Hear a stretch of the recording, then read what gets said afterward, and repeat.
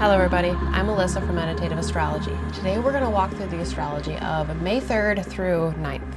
The week is front-loaded with transits, but I really think we're given a good reflective space to find ourselves in this week, especially following the full moon. So we're going to talk about all of that. Before we do, if you haven't already, go ahead and hit that subscribe button so that way you don't miss anything we have going on here on the channel. These weekly videos, they come out every Saturday morning ahead of the live meditation that we have Sunday nights, 8:30 p.m. Eastern Time. That's an astrologically guided meditation. Really, the goal here with this channel is to take the astrology, take the mundane transits, collective transits that are above all of us, and bring it down to a personal level. Sometimes astrology can feel like it's hard to reach, like, okay, what does that mean for me? Well, if we take the time to sit, contemplate after taking in the content, making space to create conversations with the astrology, with the energies, and really bring it down to our own lives and to our own personal level, it becomes much more relatable, much more personal. Those conversations start to flow, and that's really where the magic happens, in my opinion. So really the goal here is to give you a process to go through the astrology of the week, to prepare, to connect, and to really create a relationship with the astrology to where you can converse back and forth rather than feeling like you are controlled by the astrology or it's not, unreachable or something like that. So subscribe to the channel if you haven't already. If you find us on Facebook, Instagram, that's where other posts and announcements and things are shared. Every Friday, there's a weekly intention that comes out ahead of the weekly video and ahead of the live meditation. That weekly intention plays directly into the live meditation, and again, really just bringing different angles in for you to reach into the astrology of the upcoming week. So let's connect on all of the things and walk this astrological journey together, shall we? All right, we're gonna go ahead and get started here. We start out on Sunday, May 3rd, without any exact aspects. The sun is still in the moon is still in the sign of Scorpio, following the Scorpio full moon that we just had come through here at the end of the last week. And then it will move into the sign of Sagittarius, which will take us right into Monday. So Monday, there we go. Monday, May 4th, the moon's in the sign of Sagittarius. It makes an opposition to Venus in the sign of Gemini, and this is where we start to get our aspects for the week. Here, Mars comes into the square with Jupiter. Now, we talked about this last week with Mercury squaring Jupiter before it moved into the sign of Taurus. So Mars in the sign of Aries is squaring Jupiter in the sign of Cancer here. Now, if we go ahead and put the chart up here, I'm gonna go ahead and put the chart up here, and I'm gonna flash this forward to Monday so you can see where this aspect comes in here. We have Mars at 19 degrees of Aries in the 9th house in this chart, and Jupiter is at 19 degrees of Cancer.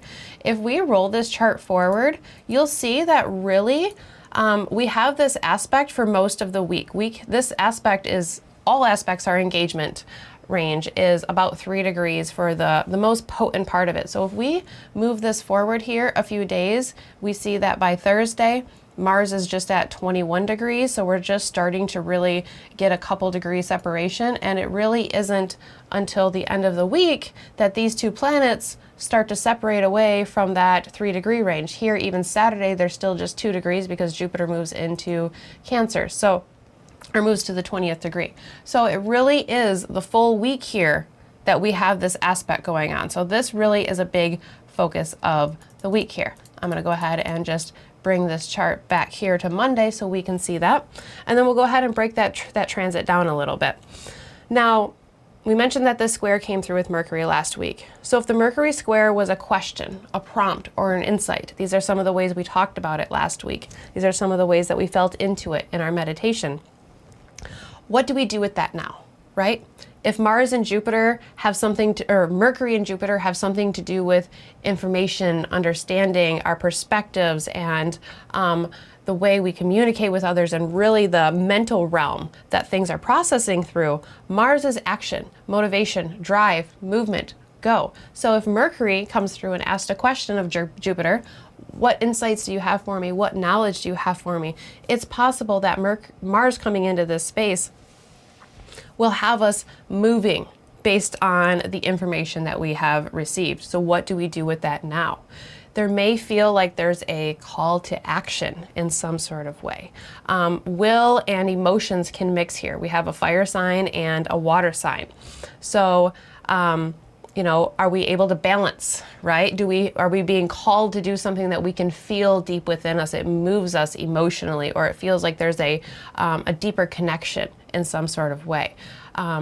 When fire and water mix, emotions can run really, really hot and heavy very, very quickly. So it is possible that that fire of Aries, with Mars being in there, Mars rules the sign of Aries, where things are wanting to make changes, we're wanting to make adjustments, we're wanting to move, we're wanting to go into a different space of some kind, we're wanting to create something, bring something into form. It's possible that with Jupiter and the water sign, that emotions can feel really, really overwhelming, and they can feel really, really big, and they can be very, very expressive, for better or for worse. Across these two signs, and especially with these two planets across these signs, I think about the principles of separation versus connection, right? So are we unified? Are we coming together, Jupiter in the sign of Cancer? Or are we going our own path? Are we separating away from something? Are we having to blaze our own trail and move in our own way? I think these are some of the questions that will come up for many of us throughout this week. I think about hard lessons, but the ability to overcome them. You know, both of these planets are dignified where they are. Mars is in its domicile, so it has rulership in the sign of Aries, and Jupiter is exalted in the sign of Cancer. So next to the domicile rulers, or the signs that planets rule, the exaltation space is the next best place for it to be. So both of these planets are able to function the way that they normally like to very well in this sign, right? So I think about hard lessons, but I think about the ability to overcome them, because both of these planets have resources available to be able to move and maneuver through them. When I think about Jupiter and Cancer, we think about the wise old teacher, right? You think about that grandmotherly wisdom in some sort of way. You think about Mars and Aries, and it's the youthful energy that is striking its own. It's going out on its own way in some sort of form for the first time. It's vulnerable. It's stepping into spaces that there's lots of unknowns, but it moves into that space with courage and with bravery. Sometimes we can find ourselves in hard spaces, right? We can learn hard lessons through our experiences or the spaces that we find ourselves in. But the ability to overcome, that's a Mars and Aries thing. And then with both of these planets being in a place where they are dignified, where they are lifted up in some sort of way, Jupiter might be able to, deliver some sort of helpful insight, message, support. Really, there's a lot of support here. Family support, ancestral support, emotional support here. So even though it's a square and it's scratchy and it can be a little bit of a tense aspect, I wonder about the ability to overcome some of these things here. It's a powerful connection between these planets, even when it's scratchy and even when it's uncomfortable here. And Mars just ruled the full moon in Scorpio that just came through at the end of last week too. So wondering about a reflective moment within this cycle coming off of the full moon here.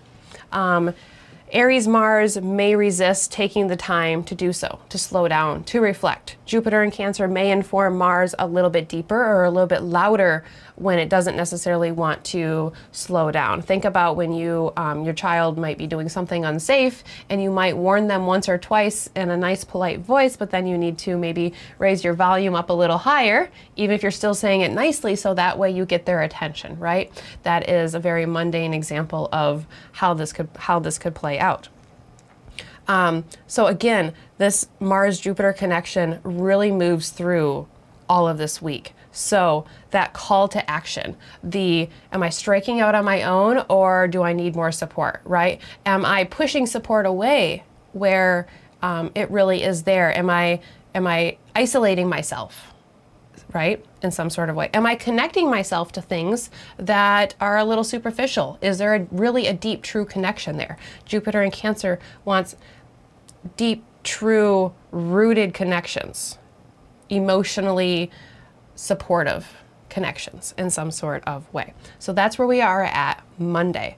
And then if we go ahead and move forward into Tuesday, this is where the majority of our aspects are. Again, this week is very front loaded, but I don't think that leaves us room to dismiss this week in general, or even the rest of the week here. So on Tuesday, Mercury is going to square Pluto. At the same time, it is sextiling the north node and it's trining the south node. Right at the same time, Pluto is stationing to go retrograde. So all of these things are kind of happening simultaneously. The biggest one here, Mercury squaring Pluto. So as Mercury is moving into the square with Pluto, I'm going to go ahead and put the chart up here again so that way you can see, and I'm going to move it closer here. You can see that the sun is at 15 degrees of Taurus and Mercury is at 4 degrees of Taurus. So Mercury is moving towards the sun, making its way towards the conjunction or the cazimi moment. This cazimi moment will take Mercury from the morning star phase into the evening star phase, okay? So we're gonna have a phasal shift. It'll go from a more masculine Mercury to a more feminine Mercury. This time around, I think it's interesting to note that a good portion of the time that Mercury was in that morning star phase, it was in the sign of Aries. And now moving into that evening star phase is going to happen in Taurus, which is a feminine sign. There's just a little correlation there. That doesn't necessarily always happen, but I think it's a nice little tidbit that we have here.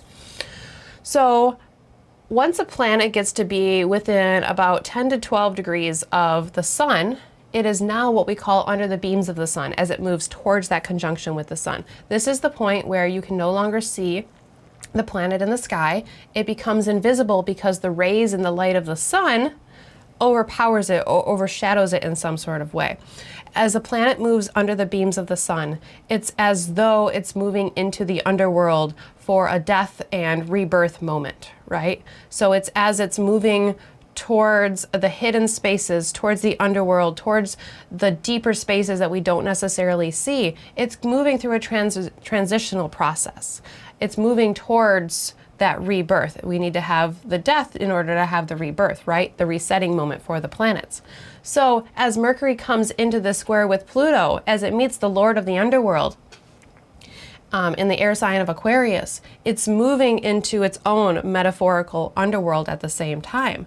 It's moving into that process of moving towards the evening star phase, which compared to the morning star phase is much more informed, it's much more experienced. If we say that the Mercury cycle starts within the morning star phase, then it has the evening star phase can take what was birthed, what was experienced, what we went for, what was calling us, and it can have a little bit more history behind it, a little bit more experience, and a little bit more say from what has already come beforehand. So there's more history that is here in the evening star phase. The evening star phase is more yin versus yang, which is more receptive, reflective, and there's a level of maturity that comes along with it. These are feminine qualities. So we have this doubling down of Mercury, our mental realm within the physical realm. So how our mental realm as well as the material spaces that we find ourselves in, how they connect. As we move towards this resetting moment and Mercury comes into the square with Pluto, I wonder about a review of the physicality of our action. Again, we've had so much Aries, there's been so much movement in Taurus, the drives and the moving energy that we have in the sign of Aries that starts and initiates, moves into a more physical, tangible form. Something a little bit more solid, something a little more consistent, and maybe something a little bit more predictable. The inspiration that comes in the sign of Aries is sustained in the sign of Taurus, right? We take that fiery, passionate initiative, the initiation and the starting, the flame and the fire, and we put it into something that is a little bit more sustainable, right? So you take a spark and you put it into a fire pit, a space that, you know, maybe is protecting the growing fire from the elements or something like that, from the wind, right? There's a little bit of protection. That's just a very quick example that comes off the top of my head here. The inspiration can be sustained if it can be sustained, right? So what was started and what has been initiated, a a lot of what's been going on in Aries might have been a little bit confusing. We have Saturn and Neptune there. All of these personal planets have made their way across that conjunction, across those spaces. So there's new things that are forming, but it might be a little foggy. Maybe it's that we need to have a little trust and we need to have a little faith. These are all things that we've talked about over the last several weeks, or really over the last several months, coming up in the sign of Aries. So the inspiration that has come, can it be sustained, right? Is this something that has longevity? Does it have staying power? Does it have its own strength and its own personal power behind it? There are deep mental realms that are accessed when Mercury squares Pluto. In the sign of Aquarius, we can be looking at the collective consciousness or the collective unconscious energies, social systems, dynamics, personally and collectively showing up here. An exploration of unconscious material, things that we maybe didn't necessarily see, or things that we thought we have dealt with, or we thought that that has gone away, or, you know, it's like, oh, this thing is back here again, kind of like that. That exploration of the unconscious material may lead to greater understandings. It may lead to perspective shifts or paradigm shifts. In sign of Aquarius, we're really looking at bigger overarching systems and the way that they play in the collective world as well as in our personal world. How we relate to the collective world and how the collective world relates to us on a personal level. Themes of power, strength, assertion in the mental realm can all be coming up here, right? How strong is your mind? Kind of like that, right? Do you have the mental fortitude to move forward and to keep that sustainability, that sustaining power? If not, it's possible that Mars, Mercury, and Pluto will either nick something out of your life. Again, the Lord of the Underworld, there is a death and rebirth component that goes along with that. Or it may give us the mental fortitude or the mental strength to move forward in this way, see the systems and see how the little different pieces and puzzles work together to be able to keep things moving forward. These are both solid fixed signs. So they're not necessarily signs that are wanting to change, but stay within the current process and really feel into it in a tangible, physical, earthly way in the sign of Taurus, but reaching into that mental realm in the sign of Aquarius here. And then again, at the same time, Mercury is making that sextile to the north node, the trine to the south node. This amplifies the reflection that we have going on here as the nodes relate to where we've been and where we are going, as well as what is calling us to move towards it, as well as what is calling us to relinquish, to step away, to let something rest here. The trine to the south node, the tendency is towards the south node. The tendency is towards the release, toward the relinquishment. Excess material shifts away. I see this amplified many, many different ways this week. The interactions with Pluto between last week and this week here are going to have things falling away. Maybe there's tower moments that come up for some of us that are just no longer working. Systems that are not working for us, they are being thrown out and they are being overhauled in some sort of way. If we need to reach into these deeper realms to find our own strength, to find our own power, to remind ourselves what we've been through, then that can be a more positive, uplifting way by moving through the deeper, darker things and thinking, look at the power and the strength that you have. Look how far you have come. That is a possibility here as well. The trine to the south node for Mercury at the same time. Releasing, letting go, and relinquishing. Not feeling the need to have control, maybe, might be a possibility here. We just had the full moon come through in the sign of Scorpio. If you look at the modern tradition, they will put Pluto as one of the co-rulers of Scorpio. I do not put rulership to the personal or to the outer planets. That is just me. But you can see the combination, you can see the connections or the affinities between Scorpio and Pluto, between that death, rebirth, and transformation words that we often use for the sign of Scorpio. And then Pluto is stationing to go retrograde here this week as well. This amplifies the shift of direction and maybe the need to go a little bit deeper to shift in a different direction, right? So if Mars and Jupiter are showing us maybe what is and isn't working, then Mercury and Pluto might give us the mental power to stick with the hard things, to problem solve and to figure out and to really dive deep down. And then as Pluto stations to go retrograde this week, we are called to look internally, to revisit or have an inward reflection of the deep spaces that we have found ourselves in. And then looking specifically at the work that Pluto has done in the sign of Aquarius this far in the stretch. Now, this is the farthest that Pluto has made its way into Aquarius. I believe it's going to make its way back to 1 or 2 degrees. Don't quote me on that. I will have to double check on that exactly. But the reflections that can come up through here can uncover hidden materials, hidden things within us, right? We can find an inner power or strength.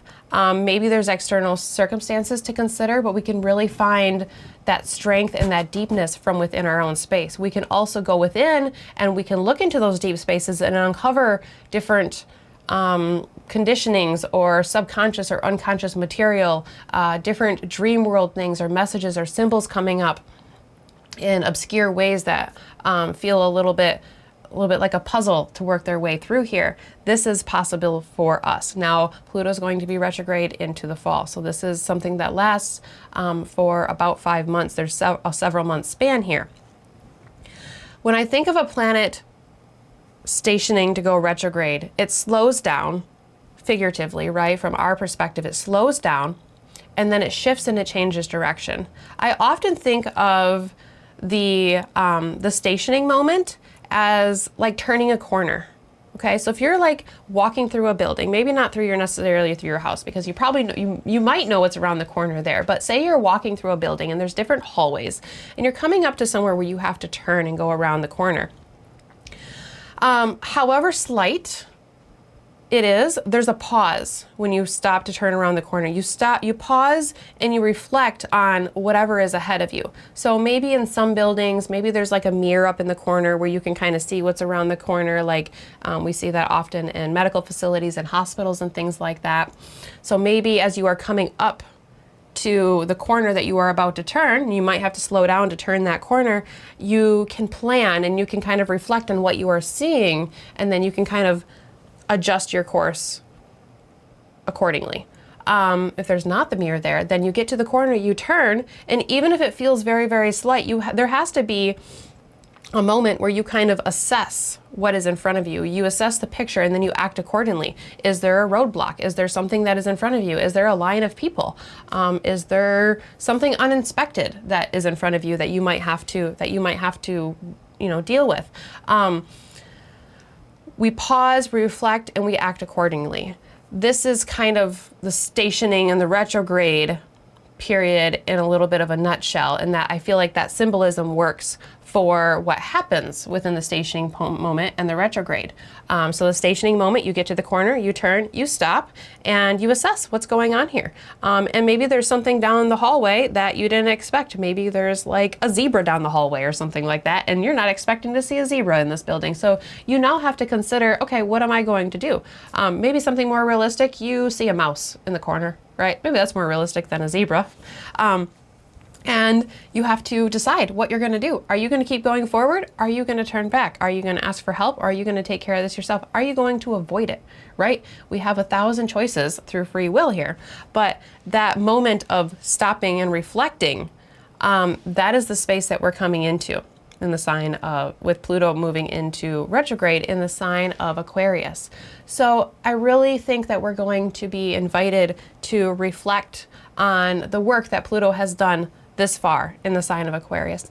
So look at the sign, look at the house that it falls in within your chart, and see where the change has been. Where has the transformation, where has the uncovering been happening in the sign of Aquarius for you? If you have planets there, you can look at that. You can look at where Saturn is within your own chart. These are little hints, or you can book a reading with me and we can talk it out that way too.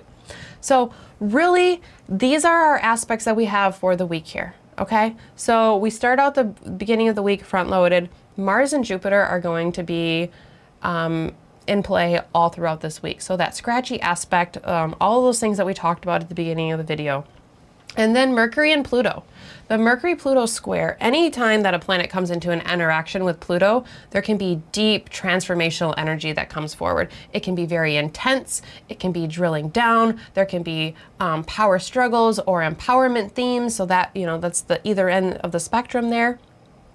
But when a planet is aspecting Pluto, as it is stationing, as that planet is going under the beams of the sun, we really are invited to enter the underworld with these planets. I feel like the precursor to this was the Scorpio full moon that we had last week. There's a lot of reflection, and there's a lot of looking deep down and digging into the nooks and crannies in the sign of Scorpio, looking into those dark little spaces that we either shy away from or we just haven't necessarily noticed because we're busy looking at the things that are much more visible. So, since we don't have a ton of aspects the rest of the week, we're going to walk through the lunar movements here. I really think that this is one of those spaces where the universe gives us some transits at the beginning of the week, and then it's almost as though we are given the space to reflect, to clear, to go deep down without a ton of other things that are going on at the same time. Right? Mars was the ruler of the Scorpio full moon, and it's in play all throughout this week here. So really there's a lot of Mars that has been going on here in different ways, and bringing in different houses too, bringing in Aries, bringing in Scorpio, bringing in Taurus here, bringing in Cancer with Jupiter. So it's like all of these things can come up, all of these things can show themselves, and then, okay, I'm going to give you a timeout so you can sit with these things as they come through for you. All right, so that is how I'm thinking about the space for the rest of the week here. So I'm gonna go ahead and just come back to the cards here, and we're just gonna walk through the rest of the week. And again, we're gonna be walking through the steps with the moon here. So that is Tuesday. And then if we go ahead and move forward into Wednesday, May 6th, that Capricorn Moon is going to square Saturn. That might be a little bit of an intense moment for some people, along with the square between Mars and Jupiter coming through here. If we go ahead and move forward into Thursday, May 7th, that Capricorn Moon is going to take us through the entire day. It's going to oppose Jupiter. It's going to square Mars. As the moon moves through the sign of Capricorn, these might feel like some intense moments, or it might kind of amplify some of these aspects that we have. Specifically the things with Pluto, because Saturn is the ruler of Capricorn and Aquarius both. So there we are Thursday. And then we go ahead and move forward into Friday, May 8th. That Capricorn moon will take us right into Friday, and then the moon will move into the sign of Aquarius. It is going to conjoin Pluto in the afternoon, about 2:20 p.m. Eastern time. Times are always Eastern here, so translate to your own time zone depending on where you live. Again, this might, the moon can act as an activator. It can bring things down into our physical environment and into our own physical realm here. So the moon moving through some of these spaces this week might amplify some of these aspects that we have. So again, even though we don't have a ton of aspects at the second half of the week, it still feels like the ones that are there are all in play for us. That Aquarius moon is going to take us right into Saturday, and it's going to square Mercury, who is part of the aspect with Pluto here, right? This brings us into the last quarter moon phase. So we move from the full moon at the end of last week into the waning gibbous, and then into the last quarter moon here, and then we start moving towards the release to move towards the new moon in the sign of Taurus here towards the end of the month. So even through the lunar phases this week, we go from the space of the height of the lunar cycle, where everything is illuminated and everything is on display and there is a height of energy, and then we reap and sow the rewards that we have, like the fruit that has come from whatever has manifested throughout the lunar cycle. We can really start to see it, and we can start to bring that into our sphere and integrate it in some sort of way, and then we move towards the space of release. right? So it's like that stop, pause, reflect, see what you can integrate, see what you can bring in from the lunar cycle, and then what needs to be released, what is ready to start to move towards letting go or releasing, even if it's done so in a positive, honoring manner, right? So there's another amplification of that releasing, letting go after the reflection moment here, coming through this week. So really, I think we have some beautiful spaces to go quite a bit deeper here this week. Spaces to encourage us to be brave, to be courageous, and to not shy away from moving into some of these more sensitive spaces. Remember the support that Jupiter in Cancer can be giving Mars in Aries if it wants to listen, right? How many of us have been in a situation where we have been warned by somebody more experienced, or we have learned, some sort of information, but we think, oh, the heck with that, I'm just going to go ahead and do the thing anyways. And then afterwards, we look at that person who has experienced what we have and we say, you were right. And then we listen, right? So again, even if there's hard lessons, there's the ability to overcome, there's the ability to process here through this week. So that is what I have for this week here. I hope this video is helpful. I hope it serves you well, and I hope that it gives you things to reflect on this week.